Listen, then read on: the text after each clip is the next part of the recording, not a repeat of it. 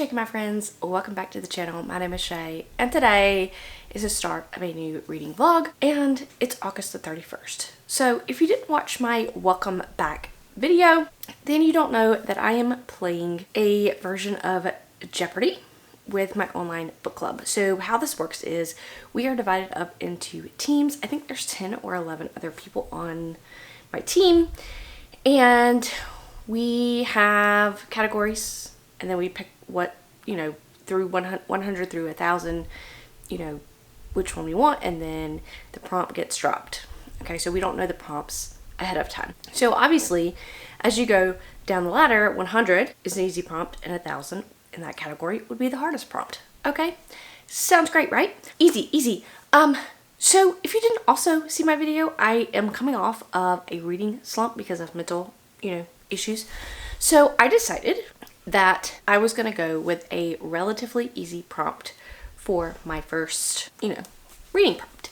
So I picked cover is the category, and then I picked 500. So I'm right smack dab in the middle. So I'm not like super easy of just like water on the cover, but I'm not like super hard, which would be something to me very obscure to find. Okay, so I'm somewhere in the middle. Still having out my team somewhere in the middle. So let me start off by saying that my book club normally are not fantasy readers, or there are fantasy readers in there, but just not as prominent as mystery thriller or there's a lot of romance readers.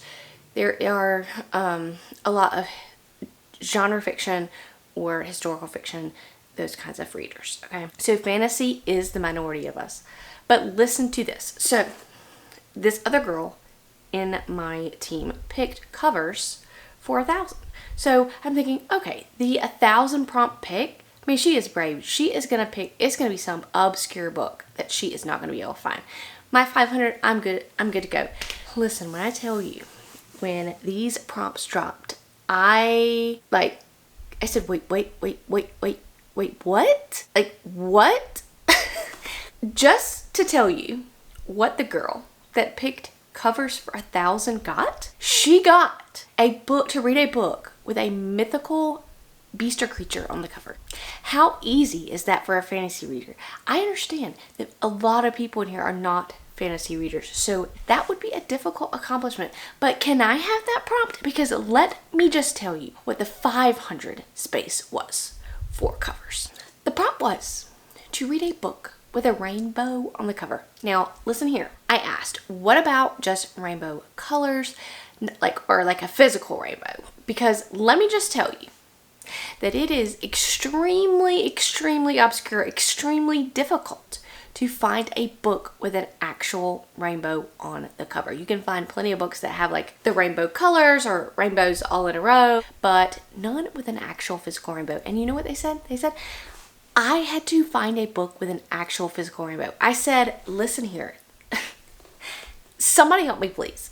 And then I think they realized that they thought that there would be more books with rainbows on the cover than there actually were, because I think then they went and kind of tried to find a book with rainbow on the cover, and they were not very successful in finding all but there's like 5 books that exist. Okay, so then they came back and said that I could read a book by Rainbow Rowell. Okay, so number one, there is a book by Rainbow Rowell called Scattered Showers that has a rainbow kind of thing on the cover.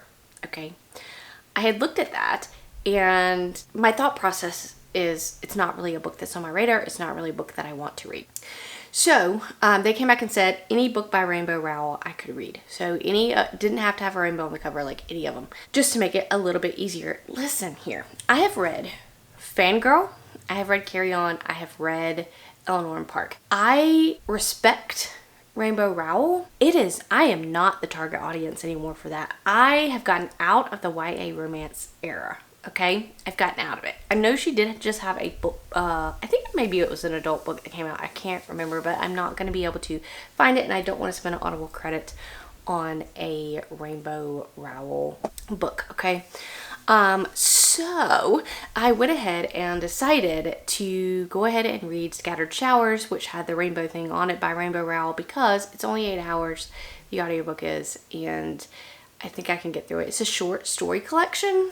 So I'm also not the biggest fan of short story collections, but I think I can just power through this. I am hoping that I'm here in this intro telling you that I do not want to read this book. I really, I think it's, not going to be my alley, whatever, in the hopes that future me is going to look back at this and say, man, this is the best thing that you have ever read. Okay? So that's what I'm hoping.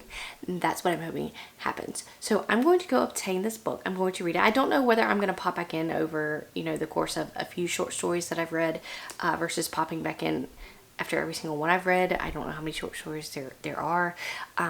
But this is going to be just an interesting adventure for someone who is coming off of a reading slump. And who's to say, I may love this book, but I am not quite sure. What I do know is that I really hope that I get a prompt next time that I can actually read a book that I want to read. Okay, so I just got out of the shower, so sorry about my hair, and I'm getting ready to go to bed. I may read one short story before bed, and that'll be it, and I'll talk to you guys tomorrow. So I'm back. So I'm a little over 50% done with Scattered Showers by Rainbow Rowell as I sit on the floor and now my kitty wants some lovin's. First I have to apologize because I thought this was a YA romance collection, and it's actually of all ages. So there's some stories that are YA and there's some stories that are adult. So I've read 5 out of the 9 so far, so I wanted to pop in and tell you what my thoughts were from these. So I'm just going to share some thoughts about some of the favorite stories of mine. One of my favorite stories was actually dealt with Star Wars. It was a YA story. It was about a girl who lines up outside of this movie theater thinking that there's going to be this huge line of Star Wars fans waiting for this new movie to open up, and there's actually only 2 other people in line. So she has come like 4 days early and they're camping out as we would have done in the old days. So I'm older. I remember camping out for things. Nowadays they don't really do that, and which is interesting because in this story the guy's like, man, you can just buy your movie ticket online. Like, why are y'all camping out? And so there's only 3 of them, and so we follow this, these days of her getting to know both of these boys and just what happens between people that come from maybe different sides of the tracks. And I really, really liked that short story. I also liked, that one was called Kindred Spirits. The next one I liked was a college romance about a girl who is grieving the first love of her life and kind of coming to terms with that and moving on. So I really liked that one. The other ones were just okay for me. There was one story that had a lot of COVID in it. Like, a lot of the story was about COVID, and I tend to steer away from stories like that because I think everybody's COVID experience is different. And so I think when you talk about COVID, a lot of stories are not very well done, and it's not that this one wasn't. I just didn't jive with it. But that particular story is called If the Fates Allow, and it does have Reagan in it from Fangirl. So it is a short romance story about her, if you know her from Fangirl. So I'm going to read the next 4 stories of this, and then I'll pop in when I get done. I will say that I do believe that these short story romances are doing very well for me. I've never read romance in a short story format. I have read some erotica short stories, and I had issues with those mainly because there was no relationship building. But I really think these romance stories, which, by the way, all of this is clean, it doesn't have any erotica in it, but I really think it's working for me in that format without the erotica in there. But anyway, I'm gonna finish and I will check back in when I get done. Also, I'm in my jammies still because that's the aesthetic for today. So I have finished Scattered Showers by Rainbow Rowell. I read the last 4 stories. The last story of this collection I gave 5 stars. It absolutely was my favorite, and that one was called In Waiting. And I don't want to talk much about it because I think the entire thing would be a spoiler in this particular short story, but one of my favorite short stories. There was also one about Simon and Baz, if you are a Carry On fan. I've only read the first, like I said, Carry On, and I never finished the series. Also one with Beth and Lincoln from her novel Attachments. So if you've read Attachments. I have not. I think it was still an enjoyable story, and I still understood the story without having to read Attachments. Overall, again, it was just a fine collection, and I do stand corrected in my thought process that I thought that I would absolutely hate this, because I didn't absolutely hate it. And again, it's not all a YA. There was some YA stories, there was some college age stories, there was some story of characters in their 30s, and some even in their 40s. So all age range of stories. There was even a fantasy story in here. Several different stories. So overall, would recommend if you like Rainbow Rowell. Now, the next prompt for my next book has not dropped yet, but I will peek back in here when it does and let you guys know kind of what I have chosen to read before I get started reading it. Okay, it's Tuesday, and number one, I would just like to say that today was my last day of work at my current job. Well, now my old job, but I had a great day. I kind of have mixed emotions, but that's not what we're here for. We're here to do a Jeopardy check-in. So I picked my next prompt, which was, the category was buzzwords, and then my prompt was libraries. So I wanted to read The Book That Wouldn't Burn by Mark Lawrence. That's what I really wanted to read for this prompt. However, I couldn't, because I could have brought the audiobook, but I'm trying to immersion read because I feel like I will enjoy books better that way. I couldn't find the Kindle book, and I didn't want to buy the audio plus the Kindle because I own this book in hardcover. However, it is in the it is out of my house right now because I'm still kind of not moved all the way back in because I'm waiting for paint and all of that. So I decided to instead read The Library at Mount Char by Scott Hawkins. And I've been intrigued by this book for a while. I didn't know much about it going in. I do know that it's a hit or miss for some people. Like, some people really, really love this book, and some people really, really hate this book. But I hadn't read any reviews. I can tell you right now that I am 50% into this book, and I have absolutely positively no clue what is occurring. I think this is probably one of the weirdest books that I have ever read in my entire life. Is this going to pay off in the end? I don't know. Depending on how it will all come back around as to how I will feel about the book. I can't tell you what this book is about. I do know that there are these casts of what seems like otherworldly characters, and their father figure, or, you know, that's obviously a god, has gone missing, and they are trying to find him. Okay, then we have some human cast of characters that get involved with the otherworldly cast of characters in various forms, and we're just kind of following along in their journey, but I don't know yet how this is all going to fit together. Right now, it just seems like a bunch of puzzle pieces to different puzzles, and eventually I'm sure they're going to come together to make one big puzzle, but I don't know how. I don't know how. I don't know how, and I cannot tell you how I'm even feeling about this book, because this book is very strange. Very strange. If you've read this book, let me know in the comments below what you felt about this book. I'm going to check in when I get done for sure, and hopefully I'll have my next Jeopardy, my next prompt, so I can slot a book into there and tell you guys what I'm going to be reading. But it's such an interesting time to read this book for sure. Okay, I will check in later. Okay, so I just got out of the shower, pardon my wet hair, but I have finished The Library at Mount Char by Scott Hawkins, and I kept waiting for some kind of big twist or reveal to happen, but that never occurred. So it was just a very weird book, in my personal opinion. Now, there's a lot of people that love this weird type fantasy, and I just didn't get along with this one as much because I didn't get along with the main character, Carolyn. I just really honestly could not stand her throughout majority of the book, but specifically the second half of the book. So I ended up giving this one 3 stars. I understand its merit. I understand why people like it. It just wasn't for me.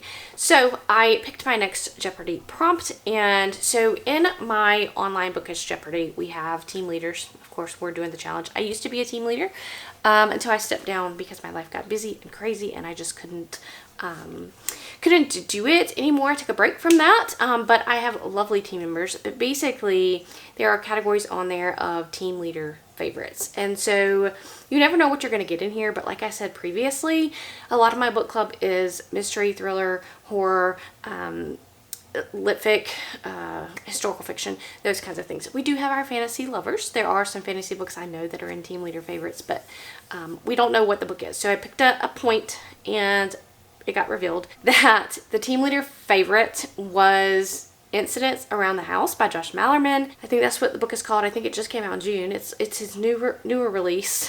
And so that's what I'm going to buckle down and read. The audiobook is 8 hours long. And so I don't think it will take me that long to read. And I'm kind of looking forward to. I've never read anything but Bird Box by him. And everybody loved Bird Box. Loved it. But it just wasn't my personal cup of tea or my personal favorite in horror. But I'm interested to try something new from him. This is obviously someone in my book club's one of their favorite books. So we're going to see how I get on with this. I'll probably finish it today, and I'll pop back in and tell you my thoughts. My hair's frizzy. I've been on in the rain. Let's chat. Let's chat, people, because I have read Incidents Around the House by Josh Malerman. I actively hated this book. When am I ever gonna love a horror book? I don't know. I should stop reading them because every single one of them I don't like. So this book obviously is kind of a take on a haunted house kind of story. We have our main character who is a little girl who is singing her other mommy. She's seeing someone else. She has a mom, she has a dad, she's seeing the other mommy, and the other mommy is kind of asking to let her get into our main character's heart, and she keeps asking that question, and things ensue. I feel like in horror it's just a spoiler if I say anything other than this, except for I just didn't like this book. I don't think it brought anything new to the table. That's the thing about horror, and I don't think that you can bring anything new to the table because I feel like everything has been done previously, if that makes any sense. So it's like I'm waiting for something in this book to stand out to me, something to make it new and exciting, but it's the same old thing. It's just the same old thing recycled over and over and over and over again. I do appreciate that people love this book, but it's not for me. I gave it 2 stars. So Jeopardy is not starting out the way that I wanted it to. I have read 2 3 stars and now a 2 star, and I'm not in a reading slump, so that's something. And the next book that I have been tasked to read is also a book that I've never ever heard of. This book that I'm about to read is going to be the last book of this vlog. So if you want to know what that book is, I have to pull it up because I don't remember what it is. You'd Look Better as a Ghost by Joanna Wallace. So I don't know anything about it. It's a comedy, thriller, crime, mystery. I don't know. We'll see. We'll see. I'll check in. All right. So I'm at 50% into You Look Better as a Ghost by Joanna Wallace. I'm shocked. I'm actually enjoying this book. So this is why I love doing challenges like this, because sometimes you find hidden gems. In this case, I'd never heard of this book before, and I'm thoroughly enjoying myself at the 50% mark. So number one, I love this cover, the pop of green, the little blood dripping down from the knife. I love it. This is following our main character, who is a serial killer. And so basically her father has died, and she has submitted her art into a competition.